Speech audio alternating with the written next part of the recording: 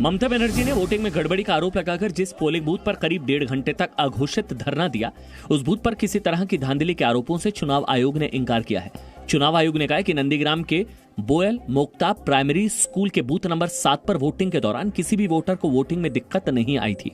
उधर ममता बनर्जी की लिखित शिकायत पर चुनाव आयोग ने अधिकारियों से कल शाम 6 बजे तक रिपोर्ट मांगी है। बंगाल चुनाव के दूसरे चरण में बीजेपी और टीएमसी के बीच कई जगहों पर हिंसक झड़पें हुई।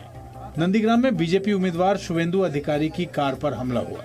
भीड़ ने जी मीडिया की गाड़ी को भी निशाना बनाया। शुवेंदु ने कहा कि इस हिंसा से साफ हो गया है कि ममता बनर्जी नंदीग्राम में हार रही हैं। डर गई हैं जो इस तरह से चीजें कर रही हैं, जाके बूथ पर बैठ जाती हैं। हार गया। दूसरे चरण में पश्चिम मिदनापुर समेत 10 जगह झड़पें हुई। केशपुर में भी 2 दलों के कार्यकर्ता भिड़े। डेबरा में बीजेपी के पोलिंग एजेंट की पिटाई की गई।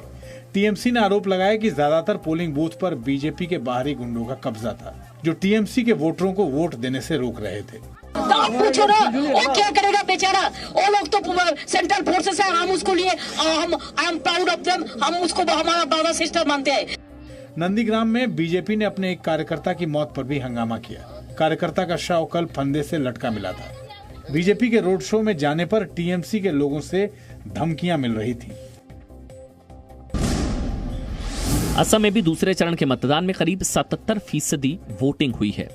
तीसरे दौर के मतदान के लिए कोकराझार में चुनाव प्रचार कर रहे प्रधानमंत्री नरेंद्र मोदी ने कांग्रेस गठबंधन पर असम का अपमान करने का आरोप लगाया। असम की बहनों के श्रम के प्रतीक गमोसा का सरेआम अपमान किया गया। असम को प्यार करने वाला हर व्यक्ति इन तस्वीरों को देखकर बहुत आहत है।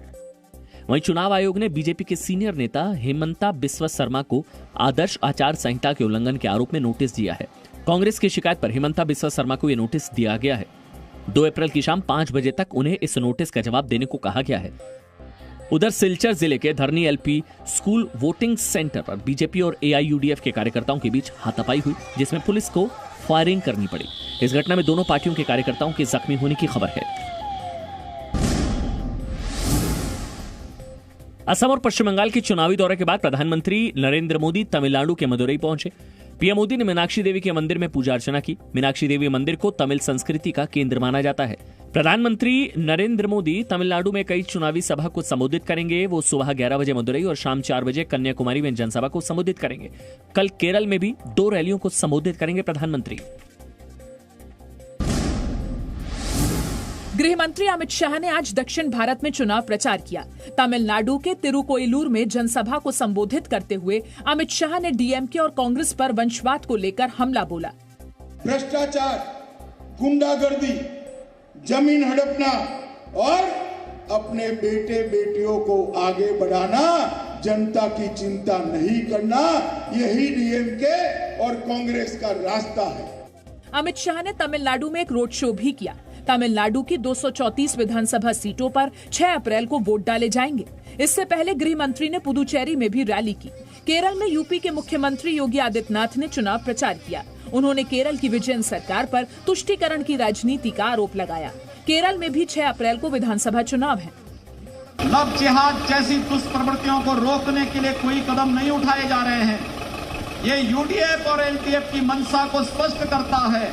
ये तुष्टीकरण की नीति पर चलकर एन प्रकार सत्ता हासिल करना चाहते हैं। बुधवार को पंजाब के मोहाली में पेशी के लिए यूपी का माफिया डॉन मुख्तार अंसारी जिस एम्बुलेंस से लाया गया था, उस पर विवाद बढ़ गया है। मुख्तार अंसारी को जिस एम्बुलेंस में लाया गया था वो श्याम संजीवनी हॉस्पिटल बाराबंकी के नाम पर रजिस्टर्ड है, जिसकी संचालिका डॉक्टर अलका राय है। इस पर डॉक्टर अलका राय का कहना है कि 2013 में मुख्तार अंसारी के किसी शख्स ने हॉस्पिटल से एक एम्बुलेंस की मांग की थी, जिस पर उन्हें एम्बुलेंस दिया गया था। ये आप लोगों ने मेरे संज्ञान में लाई है बात। अब इसके बारे में जानकारी मैं भी कर लूं, तो मुझे कुछ समय मिलेगा तो इसके जड़ तक मैं भी पहुंचूंगी कि ये क्या मामला है और कैसा है।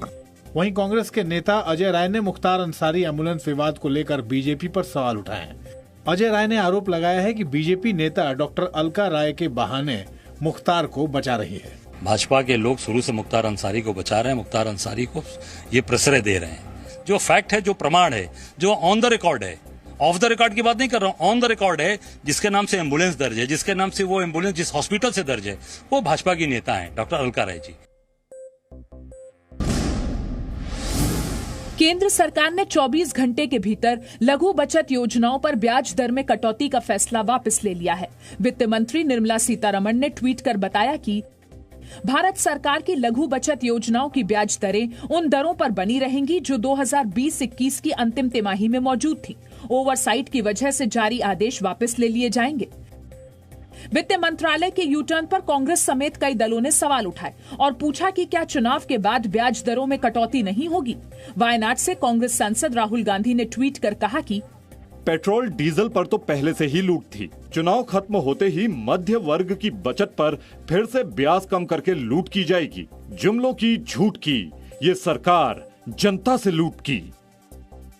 आपको बता दें कि वित्त मंत्रालय ने पीएफ, सुकन्या समृद्धि योजना समेत कई लघु बचत योजनाओं में ब्याज दर में कमी का ऐलान किया था, जिसका देश भर में विरोध हो रहा था। पाकिस्तान सरकार 24 घंटे के भीतर अपने उस फैसले से पलट गई जिसमें कहा गया था कि पाकिस्तान की सरकार भारत से चीनी और कॉटन आयात करेगी। पाकिस्तान के विदेश मंत्री शाह महमूद कुरैशी ने कहा कि जब तक भारत सरकार जम्मू कश्मीर से अनुच्छेद 370 को हटाने का फैसला वापस नहीं ले लेती है, तब तक कोई व्यापार शुरू नहीं होगा। कैबिनेट इस नतीजे पे पहुंची कि इस फैसले को मौखर कर दिया जाए और इस पर मजीद गौर की ज़रूरत है, और कैबिनेट ने ईसीसी के फैसले की तायीद नहीं की। दरअसल भारत से कपास और चीनी के आयात पर रोक लगाने के बाद पाकिस्तान में कीमतें बढ़ गई हैं, जिसके बाद से आयात पर से बैन हटाने की मांग की जा रही थी। उसके बाद बुधवार को पाकिस्तान की आर्थिक समन्वय समिति ने भारत से चीनी और कपास के आयात को मंजूरी देने का फैसला किया था, लेकिन आज इमरान खान की अध्यक्षता में कैबिनेट की बैठक में इसे खारिज कर दिया गया। Presenting B News app, available on Google Play and App Store. Download it now.